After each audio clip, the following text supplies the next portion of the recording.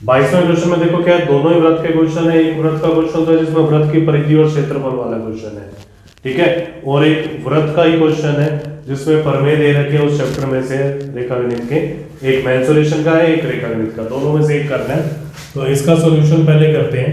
दी गई आकृति में अर्धवृत्त की त्रिज्या, ये अर्धवृत्त है ना, इसकी त्रिज्या 7 है। अर्धवृत्त में बने वृत्त का क्षेत्रफल निकालना है। अगर ये त्रिज्या है ना तो हमारे पास क्या है, ये मध्य बिंदु हो जाएगा, तो ये इस वृत्त का व्यास हो जाएगा। तो अर्धवृत्त में बने वृत्त का व्यास ये 7 है ना, तो ये भी 7 सेंटीमीटर हो जाएगी। और इसकी त्रिज्या क्या हो जाएगी, बने वृत्त के व्यास जो अर्धवृत्त में बना है इसकी त्रिज्या हो जाएगी 7/2 सेंटीमीटर। अब हम निकालते हैं अर्धवृत्त में बने वृत्त का क्षेत्रफल। वृत्त का क्षेत्रफल होता है πr², 22/7। r² है तो 7/2 को 2 बार लिख देंगे, 7 से 7 कट जाएगा, 2 से 22 कटा 11, 77/2 38.5 वर्ग सेंटीमीटर, ठीक है।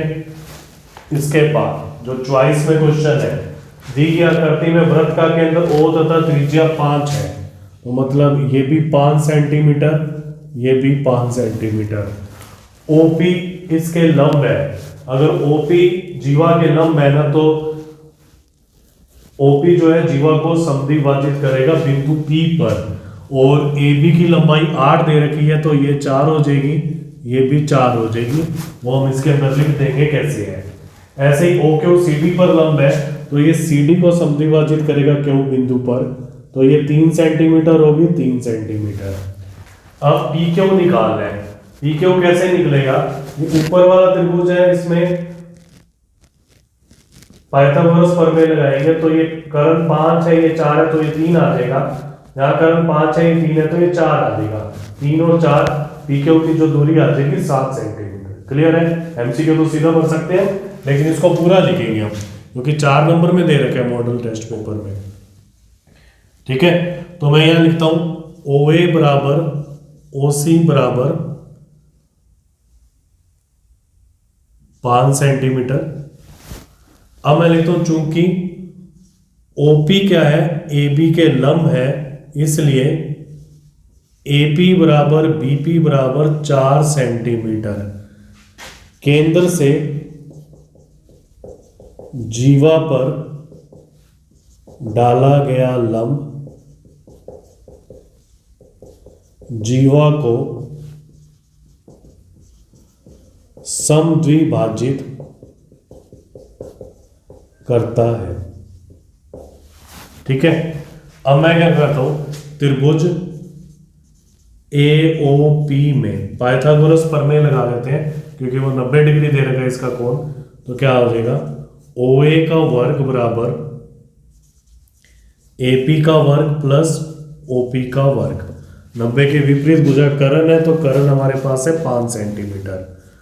पाइथागोरस प्रमेय से मान रख देते हैं 5 का वर्ग बराबर 4 का वर्ग प्लस OP का वर्ग,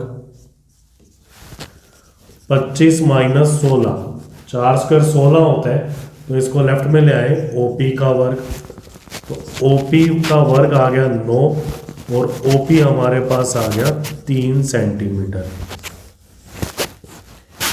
ऐसे ही मैं क्या करता हूं, इसके अंदर अप्लाई करते हैं त्रिभुज। अब क्या है, चूंकि OQ क्या है, CD के लंबवत है, इसी प्रकार क्या हो जाएगा CQ बराबर DQ बराबर 3 सेंटीमीटर।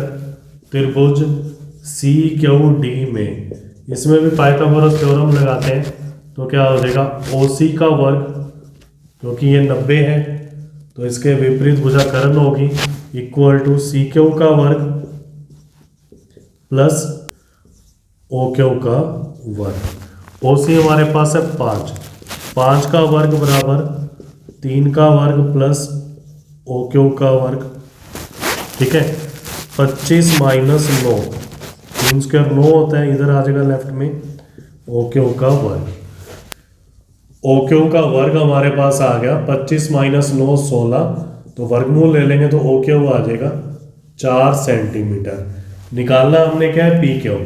तो अब पी क्यू किसके बराबर है, पी क्यू बराबर है o p plus o q, 3 plus 4 7 centimetre. Clear है, नोट कर लो इसको। तेईसवें क्वेश्चन में भी 2 क्वेश्चन में चॉइस है। एक तो हमारे पास वृत्त की परिधि एवं क्षेत्रफल का क्वेश्चन है, दूसरा क्वेश्चन हमारे पास रेखा गणित में समरूपता वाले चैप्टर से है। पिछले क्वेश्चन में क्या था, वृत्त की परिधि और क्षेत्रफल था, दूसरा था क्वेश्चन वृत्त में से। ठीक है, अब देखो क्या है, छायांकित भाग का क्षेत्रफल निकालना है। चित्र से स्पष्ट है कि वृत्त के क्षेत्रफल में से त्रिभुज का क्षेत्रफल माइनस कर दे तो हमारा आंसर आ जाएगा, लेकिन हमारे पास त्रिभुज का क्षेत्रफल निकालने के लिए उसकी त्रिज्या होनी चाहिए। ठीक है, तो इसके अंदर देखो क्या होगा, सॉल्यूशन के अंदर हमें पता है कि अर्धवृत्त पर बना कोण ना समकोण होता है, तो ये 90 डिग्री का कोण है। AC हमारे पास है 6 सेंटीमीटर, BC हमारे पास है 8 सेंटीमीटर। ठीक है, चूंकि अर्धवृत्त पर बना कोण समकोण होता है,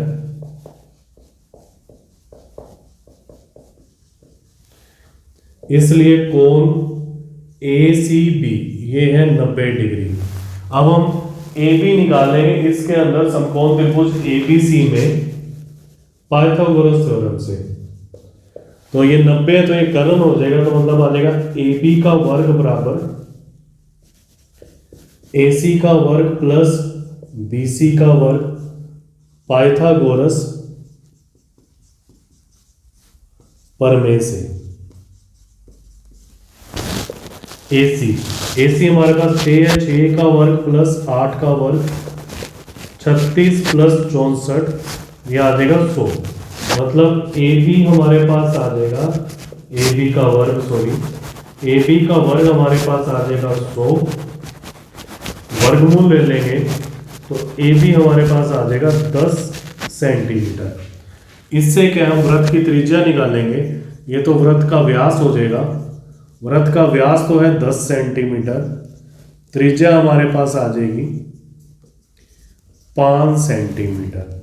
ठीक है, मैं निकालता हूं छायांकित भाग का क्षेत्रफल।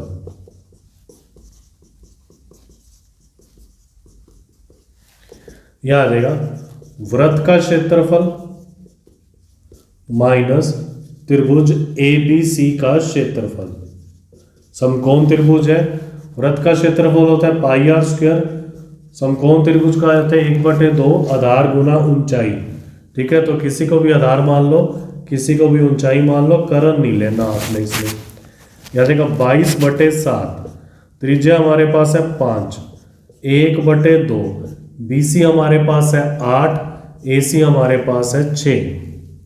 2 को 8 से काटा 4 आ गया, 5 को 5 से गुना किया 25, 25 को 22 से किया 550/7 माइनस 24।